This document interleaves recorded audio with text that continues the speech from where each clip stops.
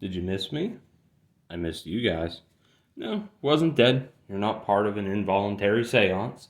I'm just actually re-uploading, or I shouldn't say re-uploading, but reshooting the next video in the Pokemon Celebrations TCG history episode.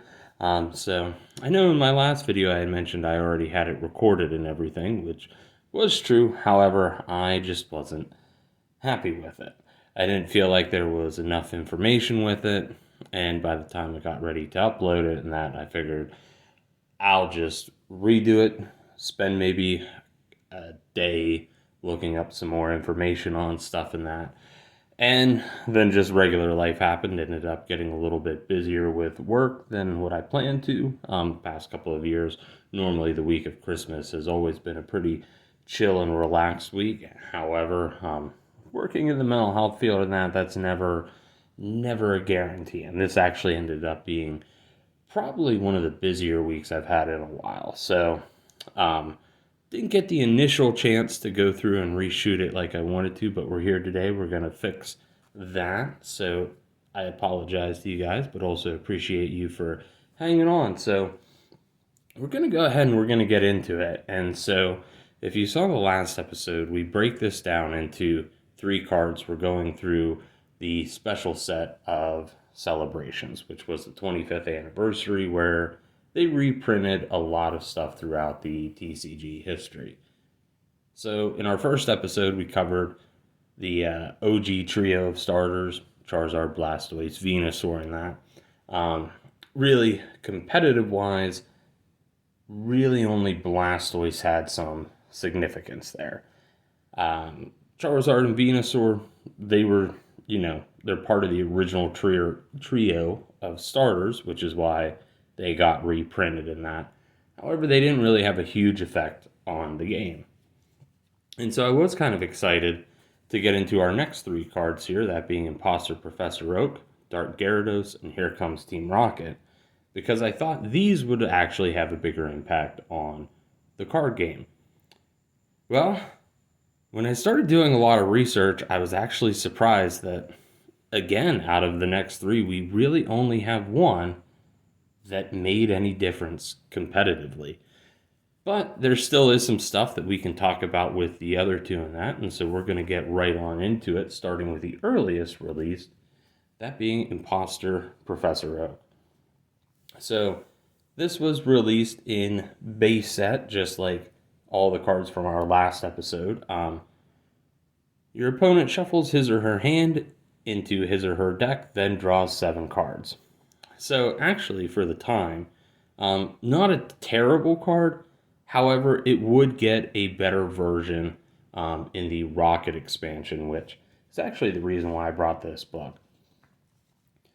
So on the positive side for this card, what it does do is it does cause your opponent to shuffle their hand into their deck, which in a game like Pokemon where resources are very important, even at this early stage with cards like Computer Search, Pokeball, I believe Energy Search as well, it was fairly easy to get the cards that you needed. So if you know your opponent just spent a turn searching their deck, adding stuff to it, this was a nice counter to that. Just because they would have to take everything, shuffle it into their deck. However, the downside is, regardless of how big their hand is, they do get to draw 7 new cards. And, if, let's say they maybe only had 2 or 3 cards in their hand, sure, maybe those 2 or 3 cards were pretty important. However, whenever they shuffle it, they are getting a chance to draw 7. So maybe those 2 or 3 cards were important. However, you do have a chance that they could, right again, just draw the exact same number of equal cards and now have even more resources. So this card did receive an upgrade in the Rocket set. I did go through to see if I had the card. I believe I do, however, it's buried in all of my bulk stuff. And just trying to go through that and find it was a little bit more intensive than what I was hoping for. And so it doesn't look like we will get a picture of the card. but I'm just hoping that maybe it'll mention it. Yes. So up at the top here, Imposter Oak's Revenge. So the nice thing about Imposter Oak's Revenge was that it was a better way of having your opponent discard cards. So unlike Imposter Professor Oak, you got to, instead of having them draw 7, it only put them at 4, which wasn't too bad. And it was a much bigger improvement over Imposter Professor Oak. The other nice thing is that it often required your opponent to discard cards instead of gaining cards. So it did put them at more of a disadvantage than the original Imposter Professor Oak. Also, the Rocket set in terms of trainers, believe it or not, actually the trainers were the biggest part of that set, which we're going to talk a little bit more about. A lot of it revolved around hand disruption. So I guess probably the best example of another card game would be Yu-Gi-Oh! Would be their original, well, I shouldn't say their original, but the set Magic Ruler or Spell Ruler. That was another notorious set that had come out in the card game where hand disruption was huge. You had cards like Delinquent Duo, Toll Confiscation, where it just really allowed you to disrupt your opponent's entire hand. And this is kind of like an early Pokemon equivalent to that. Granted, Magic or Spell Ruler, depending on when you got into that series, was the third set. Rocket was the fourth set for Pokemon, but still, it is kind of interesting that in 2 different card games, you had 2 specific sets that did a lot of hand disruption. So moving on to our next card then is Dark Gyarados. So it is a very beautiful card. However, that being said, really the reason why it's printed in Celebrations actually has nothing to do with its gameplay. It's just that this was a pre-release for the Team Rocket expansion. So that being said, when I was going through to try and find more history on this card, the only thing I could really find was that it was a pre-release promo from Team Rocket, which at this point is a very, very old set. But gameplay-wise, didn't really have a whole lot to offer. So at this point, Haymaker decks were still kind of the main decks that everybody was playing. You still had Stall. Rain Dance, I think, was still somewhat popular around this time just because it did work so well with water-type Pokemon. So Gyarados, in theory, could have been played in a Rain Dance deck. However, there still just were better cards. But the dark cards, so as you notice, this isn't just a regular Gyarados, it's a dark Gyarados. This was actually a subset of Pokemon that was released in the Rocket expansion. And it was our first kind of different set of Pokemon cards that we had gotten. The nice thing about it is, so at this point I do believe there had been 2 Magic cards released. Up at the top here, it does say Evolve from Magikarp, or Evolves. And you did have a choice of which cards you wanted to play. So when Rocket came out, some of the original cards might have been replaced by newer, better ones. You were free to substitute them from your deck. The other thing you may notice about Dark Gyarados is, compared to the original, which I believe had 80 to 100 HP, this only has 70. So kind of the whole point between Dark Pokemon was they were supposed to have higher damage attacks at the cost of having lower HP. So Charizard in the base set had 120 HP. I believe in Rocket, it dropped from 120 down to 80, which is a pretty big deal because a lot of decks around this time were very geared on the fact of getting out, Pokemon that could dish out a lot of damage for minimal resource requirement. So with cards like Hitmonchan, Jungle Scyther, Electabuzz, Dark Gyarados, in theory, might only be sticking around for 1 or 2 turns. So for a lot of the Pokemon in this set, they weren't really all that great. I'm sure there are a few niche cards that were released that did do some nice stuff. Um, However, that being said, for the most part, a lot of them, they were cool. They were definitely, in my opinion, much better artworks than what we had gotten in the original 3 sets. However, from a gameplay standpoint, they weren't some of the best.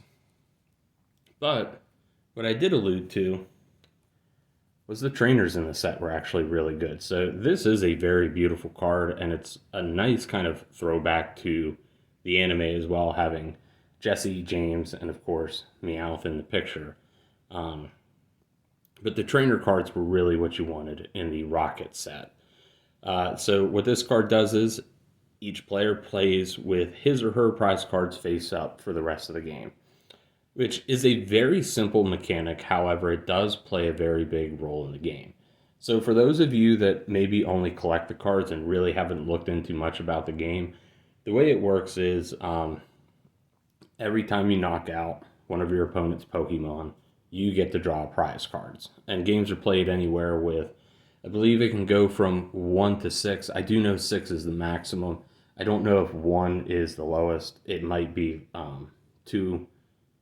But either way, you gain prize cards after knocking out a Pokemon. And prize cards, they're essentially free resources for, well, I shouldn't say free because you do have to work for them, but they are extra resources for playing the game. However, all prize cards are played face down. So you are kind of randomly picking what you're going to get. With Here Comes Team Rocket, now everything's face up. So now you know what all of your prize cards are. So if you are on a turn where, hey, maybe you're about to knock out one of your opponent's Pokemon, you have a better idea of what card to pick to help you out for maybe your next turn or to prevent your opponent from making a big play. That being said, though, it does also have the ability to affect your opponent. So if you're the one that's on the receiving end of having one of your Pokemon knocked out, well, now you know what your opponent's throwing in their hand. And like I said, Rocket was a set that came with a lot of disruption. And so because of that, if you had something like, we'll say, Imposter Professor Oak, even though at this point you were probably playing Imposter Professor Oak's Revenge, you could still just throw that card down next turn, and that prize card that maybe your opponent was banking on to set up a big play the next go around, now all of a sudden they've lost it. And like I said before, there is always a chance that, they could draw something just as good, or, maybe they get another card that opens up a bigger play. But that being said, having that foreknowledge was definitely something that was important. So Here Comes Team Rocket, out of these 3, definitely the most playable. So, we'll kind of throw that up top there. I guess we'll kind of do this with every video. Imposter Professor Oak's Revenge, or I'm sorry, not Revenge. Imposter Professor Oak, we probably put in second place, even though it did receive an upgrade that was essentially made this card pretty useless at that point. However, if you didn't have Imposter Professor Oak's Revenge and you still wanted to do some hand disruption, or if you were only playing with base set, or base set and Fossil, base set and Jungle, this was a decent way to get some pretty easy hand disruption. Again, there was a better card printed, and honestly, if you did have Imposter's Professor Oak's Revenge, there was really no point in playing this card, but it did still kind of have a niche use. Dark Gyarados, it does kind of come in third place, out of this trio of cards. Like I said, in terms of attacks, 3 for 30 with the chance of paralysis on the flip, it's not terrible. There's definitely worse out there, but you also have to keep in mind what the metagame was at the time, which was a lot of Haymaker.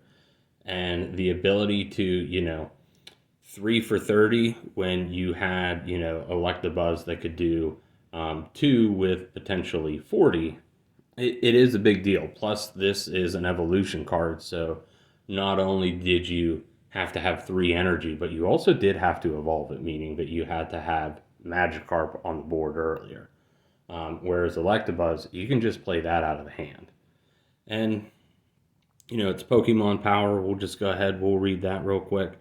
When Dark Gyarados is knocked out by an attack, flip a coin of heads. The power does 20 damage for each water energy attached to Dark Gyarados to the Pokemon knocked out. Of course, you don't apply weakness or resistance, and it doesn't work if Gyarados was asleep, confused, or poisoned, or I'm sorry, paralyzed. So the power itself isn't too bad. It can have some revenge powers to it. However, at the same time, you are taking an L with Dark Gyarados. In order for you to use that power, which actually is probably the most powerful part of the card, you are going to be at the mercy of losing this, your opponent taking a prize card. If they're on their last prize card because they technically knocked you out first, they're going to get that first draw on it. So even if you were both 1-1, your opponent still wins, even if you knock them out with the power. I guess maybe, I'm sure there might be some specific rule, but I would imagine since your opponent knocked you out first, they get the first prize card. And on top of that, it is also very dependent on the amount of water energy that you have attached to it. So if you have 3, you're going to do 60 damage back. However, again, there's always been a lot of energy removal options in the game. So if your opponent was smart and had the cards, hey, just discard all of your water energy, then knock you out, and now all of a sudden your power does nothing. So because of that, we're going to put it at the bottom. But yeah, that's this week's video. We will be doing some stuff in that for Christmas, so we will have some openings for that. Actually, one that I am very excited for you all. So we will be shooting that probably Monday or Tuesday, just kind of depends. I know Monday is the day of Christmas, so depending on when I get around to it, family's going to take priority over that. If everything gets wrapped up with that and there's still some time left in the day, I'll probably shoot it Monday. If not, it's for sure happening Tuesday, and it's going to be up that same day. But thank you all again for watching. Be sure to like, comment, and subscribe, and be sure to stay tuned for more Pokemon content. But thank you all, and have a Merry Christmas.